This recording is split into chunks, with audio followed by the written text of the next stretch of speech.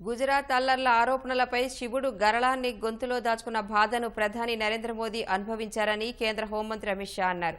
అల్లర్ల కేసులో మోదీకి SIT clean chit ఇవ్వడాన్ని supreme court సమర్థించిన నేపథ్యంలో అమిత్ షా ఏఎన్ఐకి ముఖాముఖి ఇచ్చారు.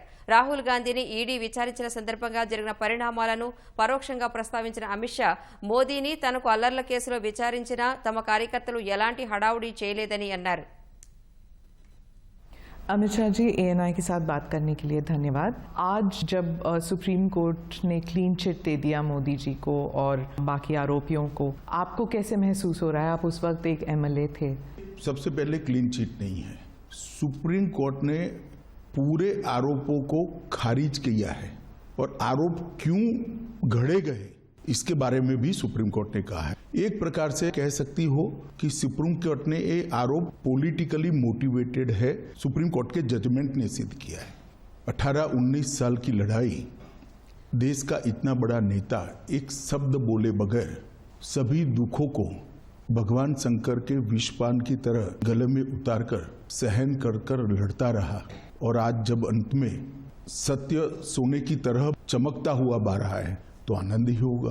मैंने बहुत नजदीक से मोदी जी को इस दर्द को झेलते हुए देखा है, इस आरोपों को झेलते हुए देखा है और सब कुछ सत्य होने के बावजूद भी क्योंकि न्यायिक प्रक्रिया चालू है, हम कुछ नहीं बोलेंगे। इस स्टैंड को कोई बहुत मजबूत मन का आदमी ही ये स्टैंड ले सकता है। सवाल मैंने मोदी जी से भी पूछा और आप दोनों यही कहते थे कि न्यायिक प्रक्रिया चालू है इसलिए मैं कुछ बोलूंगा नहीं। आपने भी यही कहा और मोदी जी ने भी यही कहा।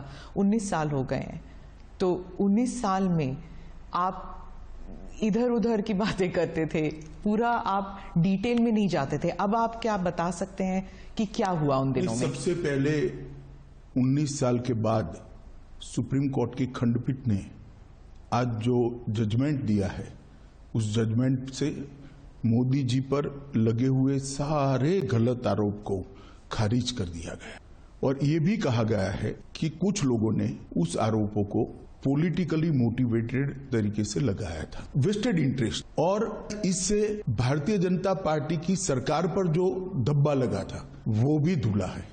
मैं मानता हूं कि लोकतंत्र के अंदर मोदी जी ने संविधान का सम्मान कैसे हो सकता है, इसका एक आदर्श उदाहरण सभी राजनीति में काम करने वालों लोगों के सामने करा है। मोदी जी की भी पूछताछ हुई थी, किसी ने धरना प्रदर्शन नहीं करा था। देश भर से कार्यकर्ता आकर मोदी जी के समर्थन में सॉलिडारिटी के लिए खड़े नहीं हुए थे। हम कानून को कोऑपरेट किए थे। मेरी भी अरेस्ट हुई थी, कोई धरना प्रदर्शन नहीं करे थे। कि आज जिन लोगों ने भी मोदी जी पर आरोप लगाए थे, अगर उनकी अंतरात्मा है तो उन्होंने मोदी जी की और भारतीय जनता पार्टी की क्षमा मांगनी। सेना को बुलाया नहीं गया इतनी देर तक, 3 दिन नहीं बुलाया गया। आज सुप्रीम कोर्ट ने कहा देयर वाज नो डिले, लेकिन क्या सेना, अगर आप उस वक्त होम मिनिस्टर होते तो क्या आप सेना को बुलाते नहीं जल्दी? जहां तक गुजरात सरकार का सवाल है, हमने कोई लेट लतीफी नहीं करी थी। जिस दिन गुजरात बंद का ऐलान हुआ उसी दोपहर को हमने सेना को बुला लिया था। सेना को पहुंचने में थोड़ा समय लगता है, परंतु मैं क्लियर कर दूं, जहां तक गुजरात सरकार का सवाल है, एक दिन की भी देरी नहीं की है। रिकॉर्ड बहुत स्पष्ट है, कोर्ट ने भी इसको अप्रिशिएट किया है। परंतु दिल्ली में सेना का मुख्यालय है, दिल्ली में इतनी सेना है, जब इतने सारे सिख भाइयों बहनों को मार दिया, 3 दिन तक कुछ नहीं हुआ। कितनी एसआईटी बनी? हमारी सरकार आने के बाद एसआईटी बनी। कितनी अरेस्ट हुई? इतने सालों तक सिख नरसंहार में विपक्ष की सरकारें रही, कभी अरेस्ट नहीं हुई और वो लोग हम पर आरोप लगा रहे हैं पार्शियलिटी के। कि अब आप 20 साल अगर आपको रिवर्स पे देखना पड़े तो क्या मोदी जी कर सकते थे जो उन्होंने नहीं किया? ऐसा है, सब कुछ किया है, नजदीक से देख रहा था। इतने डिटेल में शायद ही किसी मुख्यमंत्री ने काम किया था। एक थाने की स्ट्रेंथ 100 पुलिस की होती है, 150 पुलिस की होती है। एडिशनल फोर्स लो तो 400 पुलिस की होगी और 2 लाख लोगों का जमघट है। क्या कर सकते हैं आप? इसको कंट्रोल करते करते समय लगता है। फायरिंग हुआ है, 900 लोग फायरिंग में मारे, परंतु सरकार को भी व्यवस्थाएं करने में थोड़ा समय लगता है। सत्य था तो फिर एसआईटी की क्या जरूरत थी? आज मैं आपको सत्य बताता हूँ। एसआईटी का ऑर्डर कोर्ट का नहीं था। एक एनजीओ ने एसआईटी की मांग करी, कोर्ट ने हमारे लॉयर को पूछा, हमारे लॉयर ने कहा मुझे इंस्ट्रक्शन लेने पड़ेंगे। हमारी सरकार ने कह दिया कि हमें कुछ छुपाना ही नहीं, तो एसआईटी बने, हमें क्या आपत्ति है। कि एनजीओ की मांग थी, गुजरात सरकार ने कंसेंट दी है।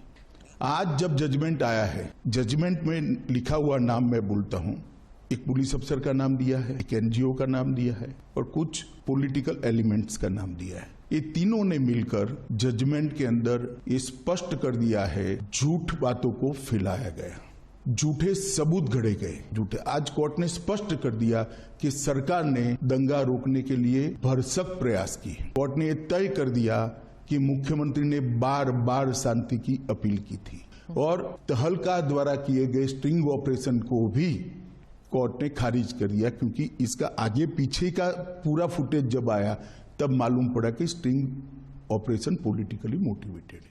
जैसे जाकिया जाफरी कहती थी कि आपकी तरफ के जो लॉयर्स थे वो बहुत हेविली पेड थे, उनकी तरफ से नहीं थे। हमारी ओर से हमारे लॉ ऑफिसर ही थे और कोई नहीं था। लॉ ऑफिसर को इतना पैसा नहीं मिलता है, आप जानती हो, इसके पेमेंट का एक सिस्टम होता है। और कई सारे इतने गलत बातें कि फायरिंग में सिर्फ मुसलमान मारे गए, कोर्ट ने आज ये भी नकार दिया कि ऐसा नहीं हुआ है। फायरिंग में मुसलमान नहीं मारे गए, लेकिन दंगों में तो मुसलमान मारे गए ना। जिस तरह से 60 लोगों को जिंदा जला दिया था, उसका समाज में आक्रोश था और जब तक दंगे नहीं हुए तब तक किसी ने इसका क्रिटिसिज्म भी नहीं किया, accept Bharatiya Janata party. Congress party का एक भी स्टेटमेंट, पार्लियामेंट चल रही थी उस दिन, किसी ने दुख भी व्यक्त नहीं किया कि 60 लोगों को जिंदा जलाने की घटना का आप भर्त्सना भी नहीं करोगे, निंदा भी नहीं करोगे।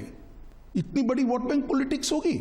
आज सुप्रीम कोर्ट ने यह भी कह दिया कि जाकिया जाफरी किसी और के निर्देशन पर काम करती थी। कई सारे विक्टिम्स का एफिडेविट एनजीओ ने साइन कर दिए, विक्टिम को मालूम ही नहीं है। आपके हिसाब से किसने किया, क्यों किया जाकिया जाफरी के? सब जानते हैं ना कि तीस्ता सेतलवाड जी की एनजीओ ये सब कर रही थी और उस वक्त जो यूपीए की सरकार आई उसने ढेर सारी मदद करी है तीस्ता सेतलवाड के एनजीओ को, सबको मालूम है। गुजरात में तो आपकी सरकार थी इतने साल। गुजरात में हमारी सरकार थी, मगर जो एनजीओ थे उसको भारत सरकार ने मदद करी है, सब जानते हैं। और केवल मोदी जी को टारगेट बनाकर ये सब किया गया, उनकी छवि को हानि पहुंचाने के लिए किया गया, उनको दंगों के केस में उनकी लिप्तता बनाने के लिए किया गया। मगर सत्य को कुछ नहीं होता है। ये लंबी लड़ाई मोदी जी ने बहुत धैर्यपूर्वक लड़े और आज चमकते सूर्य की तरह सत्य बाहर आया है। मोदी जी जीत कर बाहर आए हैं। भारतीय जनता पार्टी के दंगों का कोई आरोप नहीं रहता। धन्यवाद मेरे से बात करने। Thank you.